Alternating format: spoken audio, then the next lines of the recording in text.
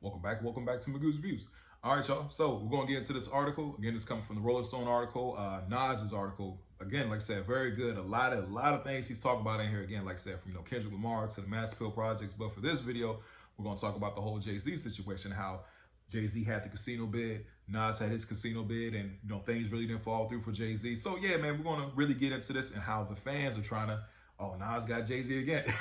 Just fans just trying to pit them against each other, you know what I'm saying? Even though them as grown men, they've moved past that. But anyway, before we get into that, man, again, we're close to 1,000 subscribers. After that, we're gonna hit 10,000. We're gonna move on to 100,000. It's gonna be on to 1 million. We're gonna claim it. We're gonna be there one day.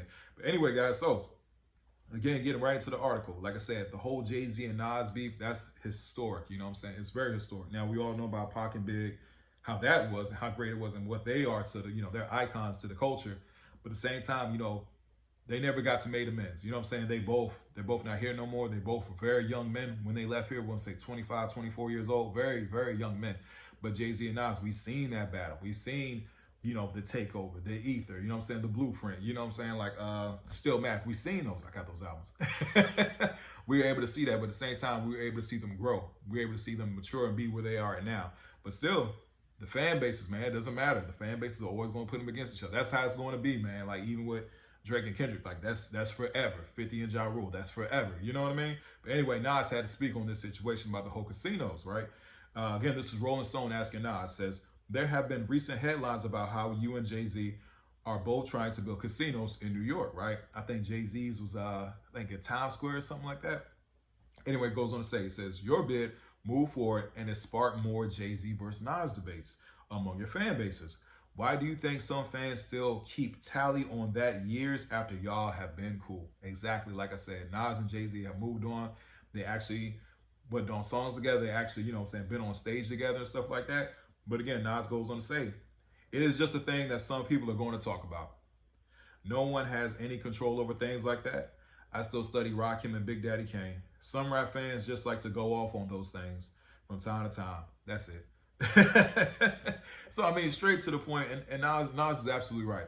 It's the fan base, you know what I'm saying? Like, I'm a big fan of both Jay-Z and Nas, and I understand what they have done for hip-hop and what they mean to hip-hop, you know what I'm saying, in music. Like, definitely two icons in this space, and you know what I'm saying? Like, there's always been those generations where, hey, they butt heads and they collide, but it was great to see them make amends, you know what I'm saying? It really was, and we still have those great those great diss tracks, man, and just the time that it was in hip hop. But at the same time, like I said, they moved on from it, and it's cool to see Nas get the casino bid. And it's unfortunate for Jay, because I think I did see like the still image, or like the the rendering of what the casino was supposed to look like in Times Square, and it looked amazing. Now, as far as New York is, I know it's already expensive up there, so I don't want to know what that would look like for y'all if that was the case. You know what I'm saying?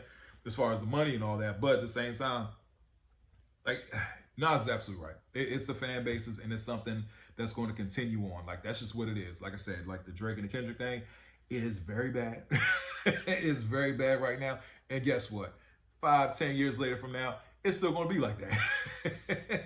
Because I want to say about Jay-Z and Nas, man, the internet was around, but it wasn't social media and all that kind of stuff. It wasn't as prevalent as today, and now it's very, very, it's a lot worse, I want to say, with the whole Kendrick and Drake beef. Like, we just see it in full fruition, like how there's a lot of smear campaigns and there's a bunch of like stuff out there. Like, it's very ridiculous. You know what I'm saying? A lot of stuff. Like, I see a lot of ridiculous stuff on Academics TV about Kendrick's, tour and all that kind of dumb shit. Excuse my language. But I'm just being honest. You know what I'm saying? It's really dumb. But, like, that's just what it's going to be, man. It's just the fan bases at the end of the day. And Nas, we all know he's an OG, and so is Jay-Z. But Nas is admitting, say, hey, that's just what it is, man. Like, people going to keep talking. And then respect, of course, to Rakim and Big Daddy Kane and what they mean to the, legacy as well. But yeah, tell me what you guys think about this whole, the whole situation and what Nas had to say. Again, I think it was the right answer. Was definitely, he's an OG and an elder statesman right now in hip hop, so he knows what it really is at the end of the day. You know what I mean? So anyway, tell me again, what you think? I'm sorry, y'all. I worked all night shift and I'm still up. Hope everybody has a blessed day, and tell me what you guys think about this article. See y'all soon. Have a good one.